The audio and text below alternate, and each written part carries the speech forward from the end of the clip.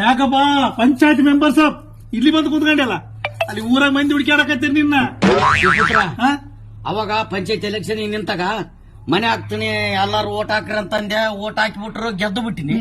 ಈಗಿದ್ರ ಬರವೇ 9 ಮನೆ ಬಂದವ, 90 ಮಂದಿ ಕಲೆ ಬಿದ್ದಾರ ನನಗ್ ಕೊಡ ನಿನಗ್ ಕೊಡ ಅಂತ.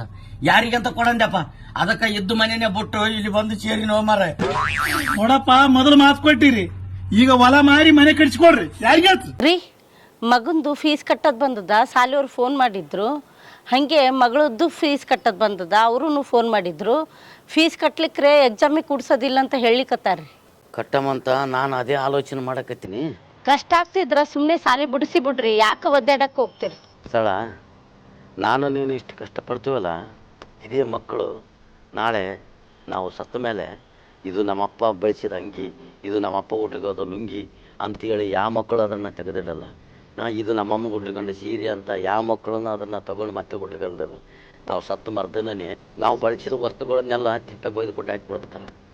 ಆದರೆ ಇಷ್ಟೆಲ್ಲ ಮಾಡ್ತಾರ ಅಂತ ಗೊತ್ತಿದ್ದು ನಾವು ಈ ಪ್ರತಿಯೊಬ್ಬ ತಂದೆ ತಾಯಿಗಳು ಯಾಕೆ ಕಷ್ಟಪಡ್ತೀವಿ ಅಂದರೆ, ನಾವು ಮುಂದೊಂದು ದಿನ ನಾವು ಸತ್ರೂ ಅವ್ರನ್ನ ನಮ್ಮ ತಂದೆ ತಾಯಿ ಸ್ಥಾನದಾಗ ನಿಂತು ಕಾಪಾಡೋದು ಅಂದರೆ ಅವ್ರಿಗೆ ನಾವು ಕಲಿಸಿರೋ ವಿದ್ಯೆ ಬಂದು ಆ ವಿದ್ಯೆ ಕಲ್ತ್ರೆ ಸಮಾಜದಾಗ ಅವ್ರಿಗೊಂದು ಸ್ಥಾನಮಾನ ಸಿಗುತ್ತೆ. ಆವಾಗ ಇಷ್ಟೆಲ್ಲ ಕಷ್ಟಪಟ್ಟದ್ದು ಮಕ್ಕಳು ಮುಂದೊಂದು ದಿನ ಅವ್ರು ನೆನೆಸ್ತಾರೋ ಬಿಡ್ತಾರೋ ಅದು ಅವ್ರಿಗೆ ಕೊಟ್ಟ ವಿಷಯ. ನಾವು ಮಾಡೋ ಕರ್ತವ್ಯ ಏನಂದ್ರೆ ಪ್ರತಿಯೊಬ್ಬ ತಂದೆ ತಾಯಿ ಈ ವಿದ್ಯೆ ಕಲಿಸೋದನ್ನು ನಾವು ಮಾಡೇ ಮಾಡೋದು. ಅದಕ್ಕೆ ಹೇಳ್ತಾರೆ, ಮಕ್ಕಳಿಗಾಗಿ ಆಸ್ತಿ ಮಾಡಬೇಡಿ, ಮಕ್ಕಳನ್ನೇ ಆಸ್ತಿಯನ್ನಾಗಿ ಮಾಡಿ ಅಂತ ಹಿಂದಕ್ಕೆ ಹಿರಿಯರು ಸುಮ್ಮನೆ ಹೇಳಿಲ್ಲ.